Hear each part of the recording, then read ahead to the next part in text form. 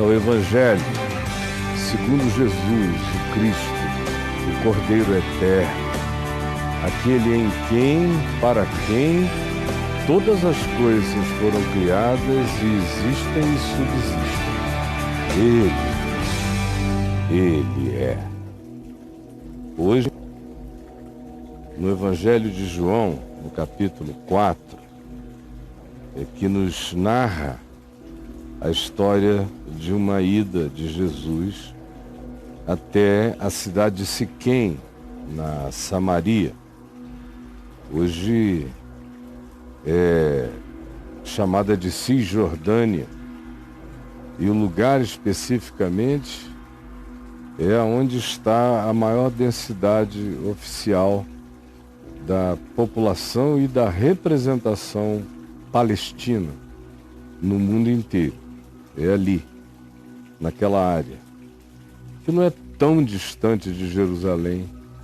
De carro, nas highways de hoje, você faz com uma certa rapidez, talvez uns 40 minutos, incluindo o trânsito, você já esteja lá, passando a fronteira.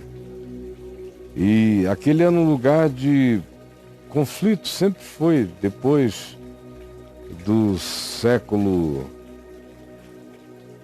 VII, VIII, depois de Cristo, antes de Cristo, quando o Reino do Norte de Israel foi levado para cativeiro, no Judá, o Reino Sul, Jerusalém, que já estavam separados do Reino Norte, não foram. Iriam depois, com Nabucodonosor. Mas agora, muito tempo antes, os do Reino Norte foram levados em cativeiro. E no cativeiro se misturaram, se miscigenaram de todos os modos. E como já havia ruptura histórica na descendência de Davi, quando houve na sucessão de Salomão todo tipo de conflito e acabou na divisão do reino para o norte e para o sul,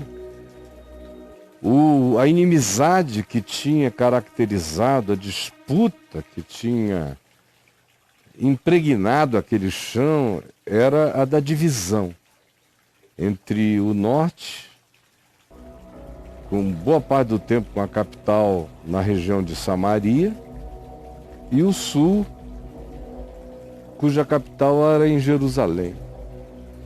Esse era o conflito já histórico antigo. Depois, ambos os grupos voltaram de seus cativeiros, mas nunca mais se deram. E à medida em que em Jerusalém crescia o supremacismo, crescia a superioridade religiosa, crescia o orgulho da ortodoxia, do puritanismo, da invenção de leis e mais leis, costumes e mais costumes, todos supostamente criados para agradar a Deus e provar a submissão do homem, de modo que nunca era o bastante.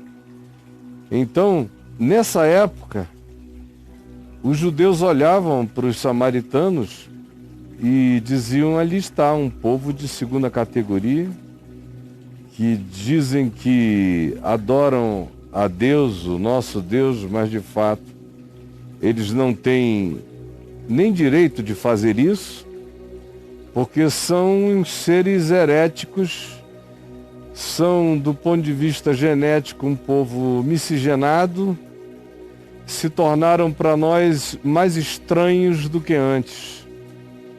E aí passaram a ser interpretados de maneira moral, ética e espiritual, a partir da superioridade do povo religioso de Jerusalém, olhando lá para baixo, para aquela capital da Samaria, dos samaritanos, que coincidentemente hoje também é o lugar da capital dos palestinos.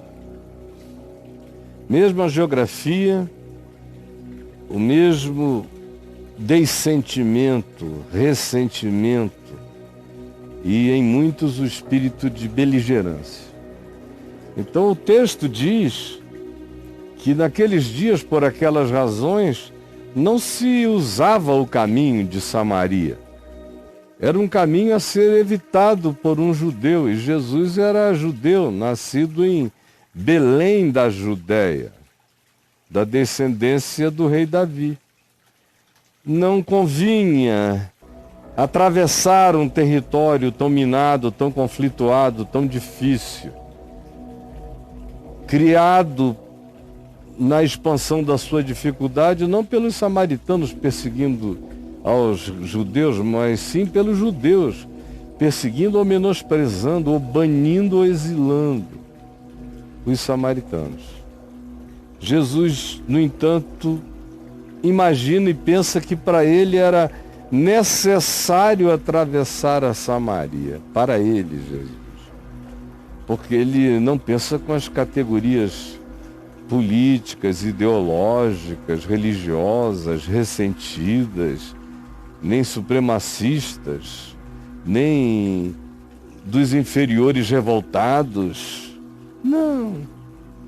Isso é coisa de vocês caídos, é o que o Evangelho diz. Isso é, de fato, o pior do instinto animal que se transformou em algo maior do que a predatoriedade da besta. Vocês superaram todos os critérios de existência predatória, diz o Senhor. Portanto, Jesus achava que era necessário atravessar a Samaria por outras razões.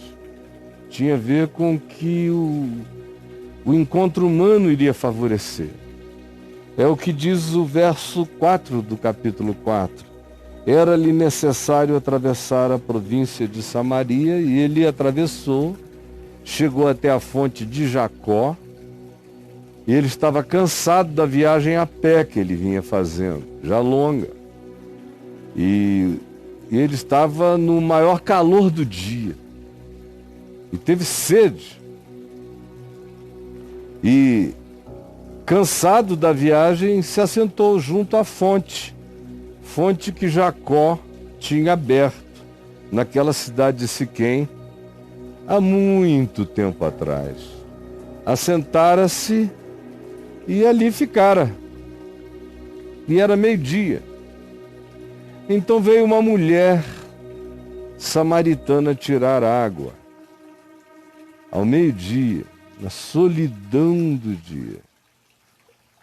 E disse-lhe Jesus, porque ela estava com um cântaro para baixar e puxar a água. Jesus disse, me dá de beber, deixa eu beber um pouco dessa água. Dá-me de beber. E ele disse isso porque os seus discípulos tinham ido à cidade para comprar alimentos.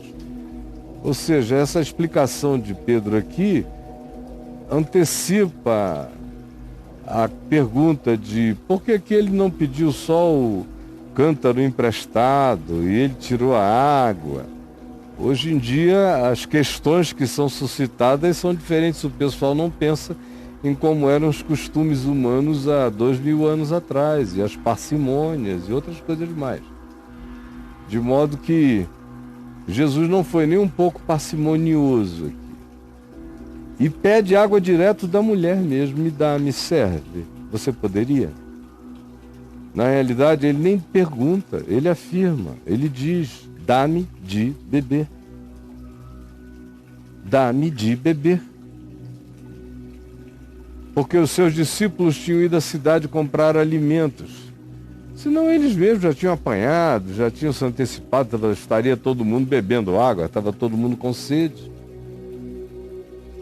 E Jesus disse à mulher, me dá de beber. Então a mulher respondeu, a samaritana, como é que um judeu, como tu és judeu, estás pedindo de beber a mim, que sou uma mulher samaritana? Por causa desse ódio, dessa inimizade secular que havia entre os irmãos que tinham se afastado, entre o reino sul e o reino norte do mesmo Israel. Como? Isso não acontece. Não acontece de um judeu pedir ajuda. Porque conquanto ele tivesse dito dá-me de beber, o dá-me de beber expressava uma necessidade, sede, carência, ajuda. Como? Ela achou muito estranho que aquele judeu estivesse falando com ela, que era uma mulher samaritana, e pedindo água, pedindo vida, pedindo ajuda, pedindo o socorro dela para com ele naquele momento imediato. Ele não ia morrer de sede, mas naquele momento ela era a salvadora da necessidade dele. E a mulher fica em estado de perplexidade. Então Jesus responde: não fica evocando essas loucuras da história, dos seres machucados e ressentidos pelo seu próprio orgulho e vaidade. Não, porque se tu conhecesses mesmo o dom de Deus, a graça de Deus, e o que está acontecendo agora, enquanto eu te peço de beber, se tu soubesses o que está em processo, e quem é esse que está diante de ti, que é muito mais do que um judeu, muito mais. Se tu soubesses quem é esse que te pede socorro, como o anjo que não conseguiu vencer Jacó, se tu soubesses quem é esse que fala contigo e te pede a ajuda da água e que te diz dá-me de beber, tu lhe pedirias a esse que te solicita e ele te daria da água viva, da fonte de Guion, aquela água de esguichos. Fonte dos esguichos. Essa foi a resposta de Jesus. E ela então replicou e disse: Senhor, tu não tens cântaro e o poço é fundo. Onde é que está guardada essa tua água viva? Onde é que tu tens ela? Do lado de fora do espaço-tempo é que não é. Tu estás falando de que dimensão e de que água viva? De que esguicho, de que fonte viva de Guion, que brota? Afirmou-lhe Jesus: quem beber desta água, desse poço de Jacó, tratado de maneira religiosa, sagrada, quem beber dessa água vai voltar todo dia para beber mais, porque voltará a ter sede. Voltará a ter sede. Aquele, porém, que beber da água que eu lhe der, nunca mais terá sede. Para sempre. Nunca mais terá sede. Para sempre. Pelo contrário.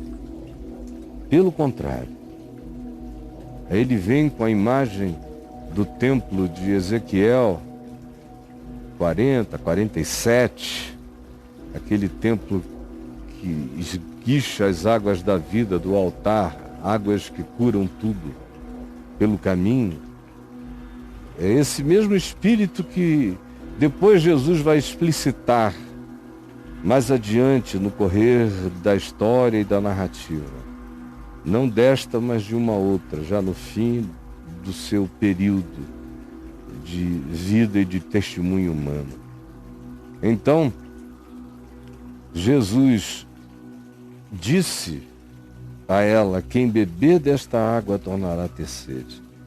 Aquele, porém, que beber da água que eu lhe der, nunca mais terá sede para sempre. Pelo contrário, se cumprindo a profecia de Ezequiel 47, a água que eu lhe der será nele uma fonte a jorrar para a vida eterna. Disse-lhe a mulher, a samaritana, só os dois sentados à beira do poço, no maior calor do dia: Senhor, dá-me dessa água. É interessante que, em momento algum, houve espaço para a mulher parar, porque a sede dela que era inimaginável. Ela não conseguiu mais parar. Quando Jesus disse, eu tenho água viva, ela não conseguiu mais parar. O assunto de como tirar água do poço de Jacó, ou disso ou daquilo, acabou. Jesus perdeu a sede. E a mulher disse, é aqui que eu vou beber. Esse assunto sai. Essa questão desaparece. A mulher pede daquela água sempre. Vira para Jesus e diz, Senhor, dá-me da tua água, dessa água, para que eu não tenha mais sede, nem precise vir aqui buscá-la.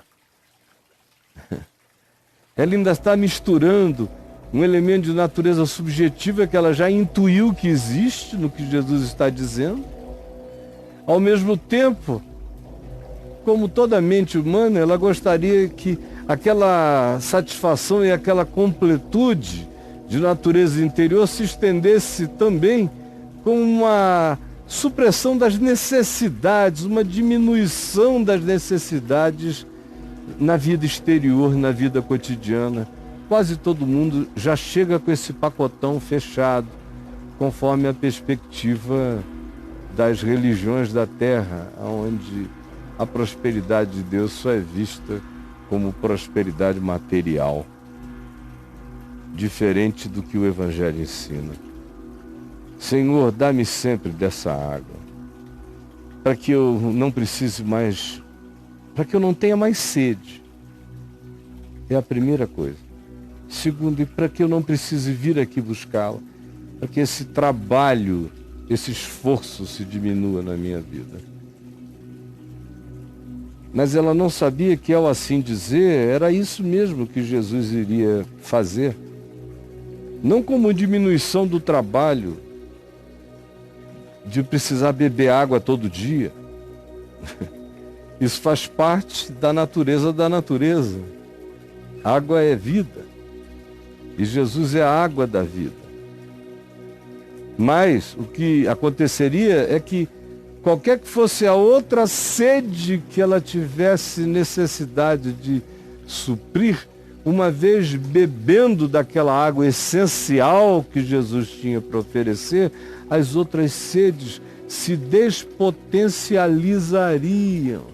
Porque na maior parte das vezes as nossas sedes de emoção, sedes de sentimento, sede de afeição, sede de toque, sede de ternura, sede de prazer, sede de sucesso. Nossas muitas sedes são exacerbadas, são aumentadas, são exageradas, ficam imensas, porque nós nunca tivemos a sede essencial, a sede de Deus, a sede do sentido da vida, satisfeita e atendida. E quem não bebeu dessa água essencial, exacerba todas as muitas outras sedes que possui. Sempre foi, sempre será assim. Você pode psicologizar do jeito que quiser, mas o resultado é esse. Senhor, dá-me dessa água, para que eu não mais tenha sede e possa quebrar esse ciclo angustioso da procura do não basta. Por favor, me socorre. Me dá. Jesus tinha dito, dá-me de beber. Ela faz um pedido, me dá da tua água. Então Jesus lhe respondeu, vai, chama teu marido e vem cá. Chama teu marido. Eu vou dar para vocês dois. Aí então a mulher, ao ouvir aquilo, disse, eu não tenho marido. Então Jesus olhou para ela e lhe respondeu, é verdade o que tu disseste sobre tu não teres um marido. Porque, na verdade, 5 maridos oficiais tu já tiveste. E esse agora com quem tu estás, tu não estás ainda casada com ele, mas tu vives com ele. Tu não tens nenhuma legalização com ele como tu tiveste com os demais, mas é com ele que tu vives. E tu estás, portanto, vai, chama o teu marido e vem cá. Senhor, disse-lhe a mulher, eu vejo que tu és um profeta. Tu vês as coisas. Tu vês. Tu estás me enxergando toda. Eu estou chocada. Me responde uma coisa. E é aqui que a gente chega no centro desse diálogo.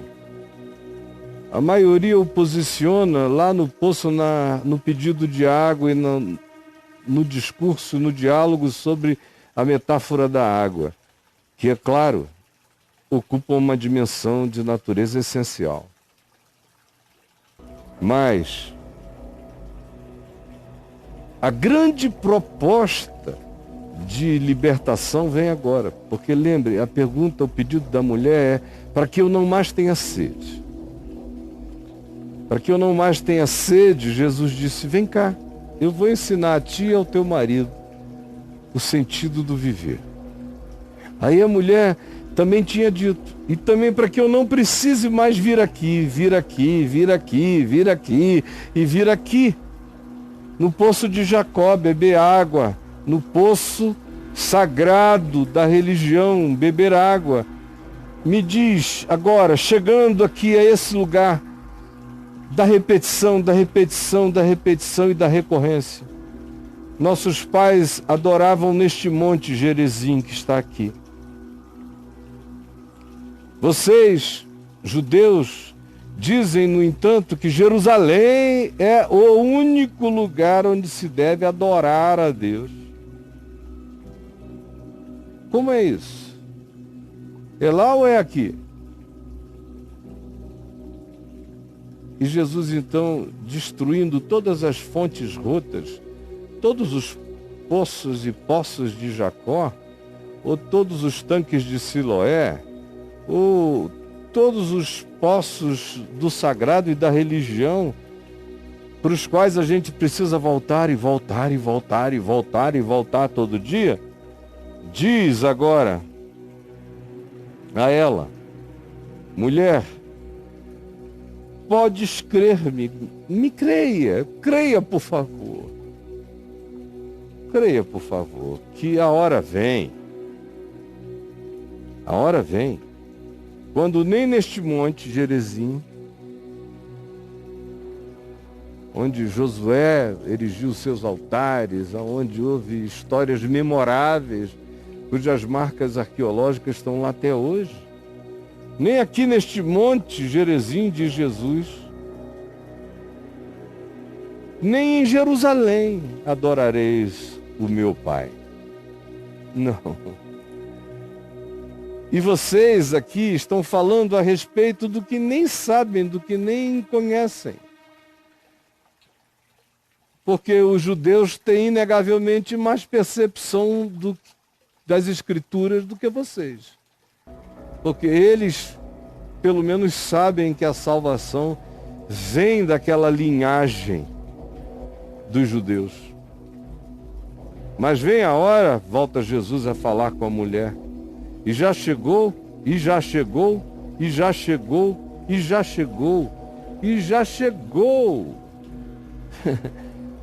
Ele disse, desde que eu entrei no mundo, essa era foi inaugurada, essa hora vem e já chegou, olha eu aqui. Quando os verdadeiros adoradores adorarão ao meu Pai em espírito, não mais em Jerusalém, nem no Monte Gerizim. Eu estou indo a Jerusalém daqui a alguns poucos dias, dia 22, mas eu não vou lá adorar. Eu sou o santuário, o Espírito Santo habita em mim, eu vivo com ele, nele. O cultuo em mim, o lugar onde se deve adorar é em mim, é em espírito. É em mim com verdade, com sinceridade. É em mim. Não é em Jerusalém. Jerusalém não tem nenhuma importância espiritual para mim. Se eu nunca mais botar o pé lá, nada vai mudar na minha vida. Para mim, Jerusalém tem outras importâncias. É uma viagem de pedagogia, de ensino, de dimensionamento das coisas, de busca de compreensão como os homens da época e da hora viam, entendiam, percebiam e anunciavam as coisas. É como quem entra num portal tridimensional carregando um elemento da quarta dimensão, que é a sua compreensão em Cristo. É assim que eu vou lá, só por isso. Todo ano também eu tento ir ao Monte Gerizim, gosto de ir a Siquém. Este ano irei, se Deus quiser. Mas não vou adorar. Eu sou adoração a Ele, em Cristo, o meu Senhor. Então, não há um lugar onde se deve adorar, exceto o ser que pode adorar, que é aquele que adora, porque anda com consciência da dimensão espiritual e dos valores espirituais e vive na busca da verdade, da sinceridade no seu próprio coração, para com Deus e para com o seu próprio. Esses são os adoradores. E essa hora chegou, Jesus disse. Aliás, nunca foi de outro modo, sempre foi assim. Só que agora, olha para mim. Deus está aqui. Essa hora chegou. Quando os verdadeiros adoradores adorarão o meu Pai em espírito e em verdade, porque esses são os únicos dos quais Deus espera e recebe a adoração. São os únicos que não são filhos de Jerusalém, nem do Monte Gerizim, não são fruto de nenhum ambiente, não são patrocinados por nenhuma abóbada de construção humana. Eles são o santuário. Deus habita neles. Então, a hora já chegou e os adoradores que Deus procura, e guarde essa palavra procura para seus adoradores, são esses. Porque Deus é espírito. Pervade tudo, está em tudo, age por meio de todos. Deus é espírito. Porque Deus é espírito.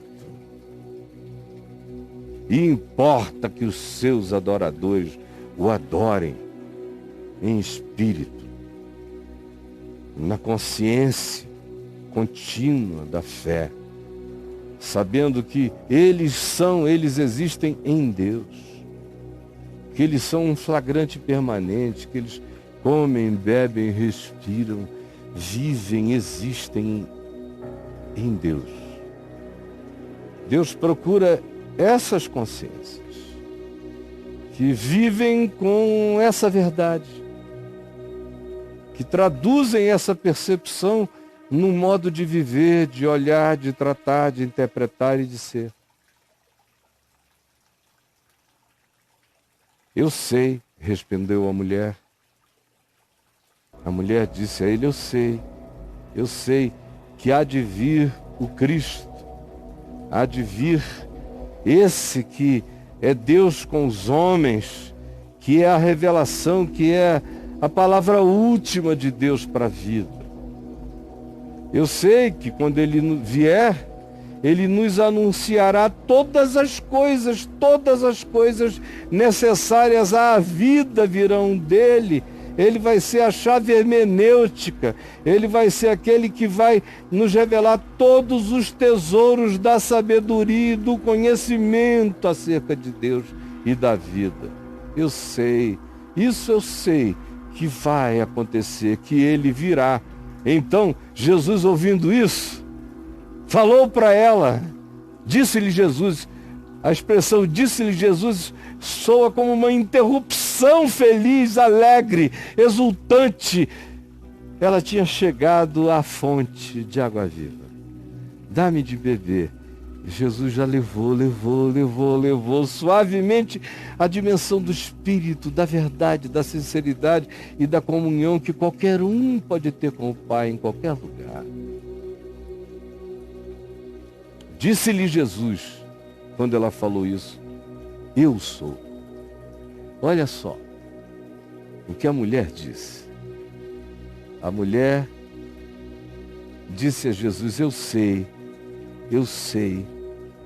que há de vir o Cristo, o Messias, a revelação última e definitiva de Deus com os homens. E sei que quando ele vier, ele nos ensinará todas as coisas.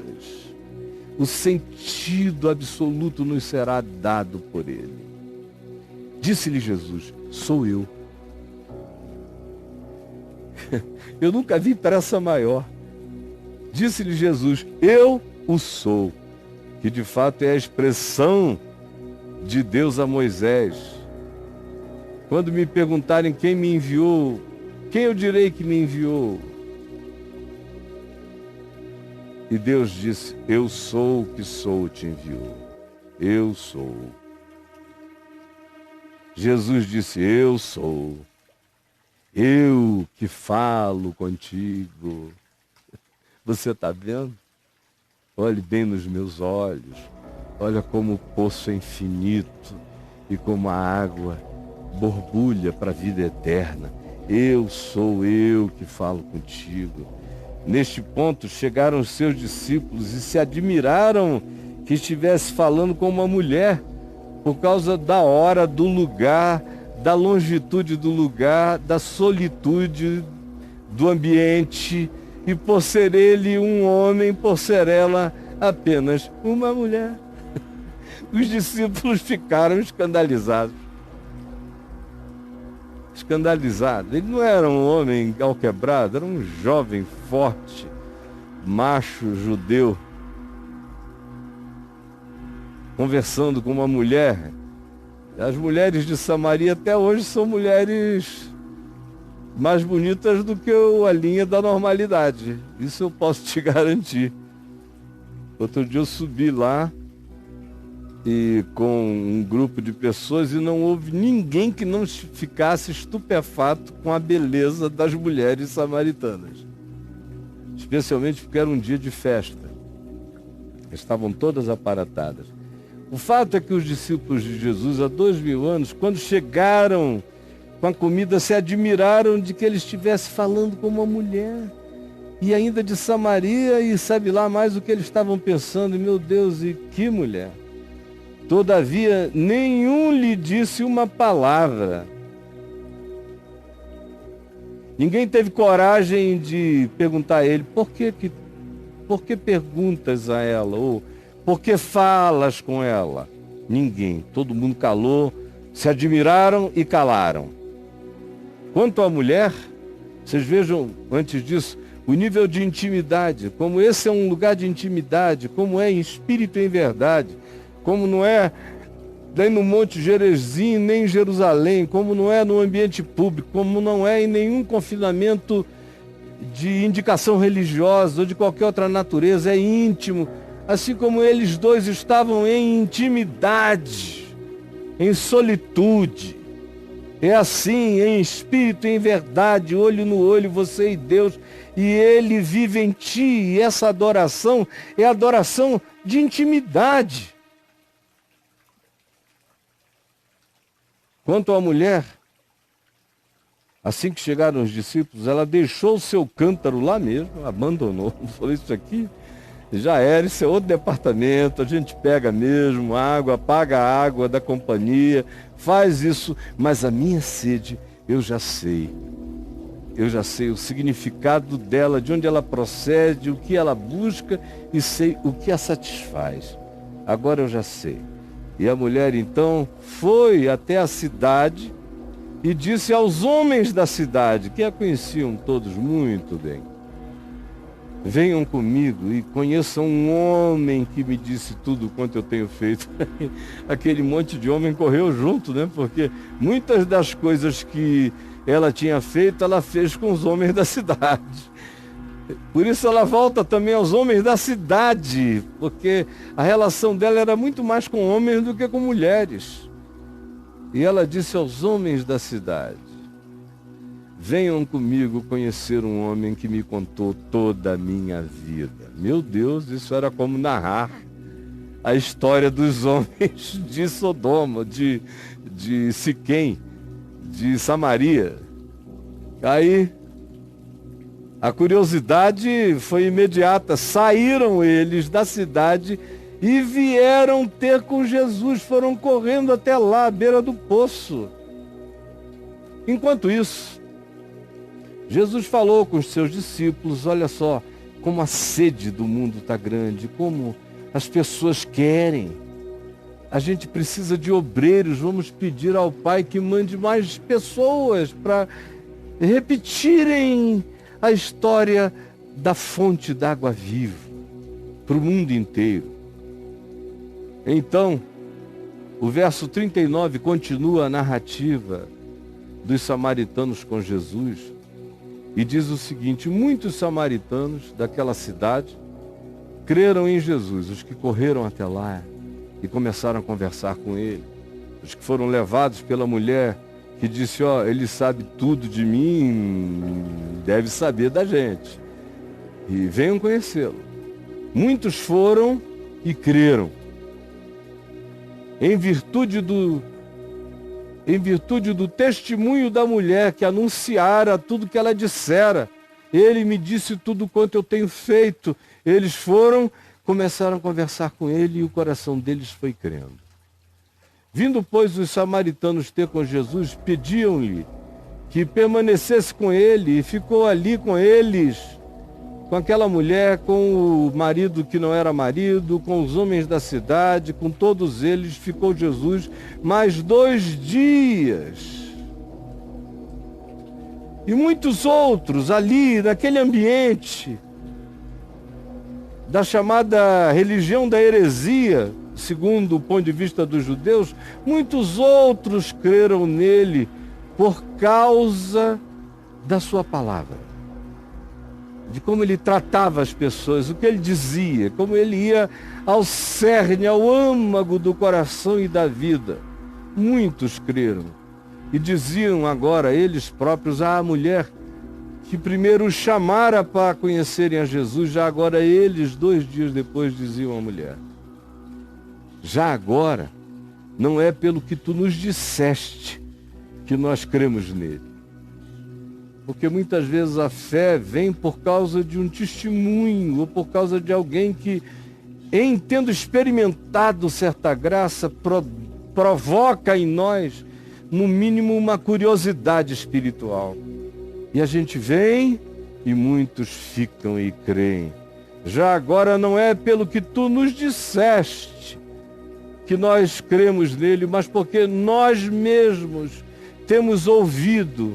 E agora nós mesmos, no nosso coração, sabemos que este é verdadeiramente o Salvador do mundo. É esse que a humanidade inteira precisa e que nós precisamos.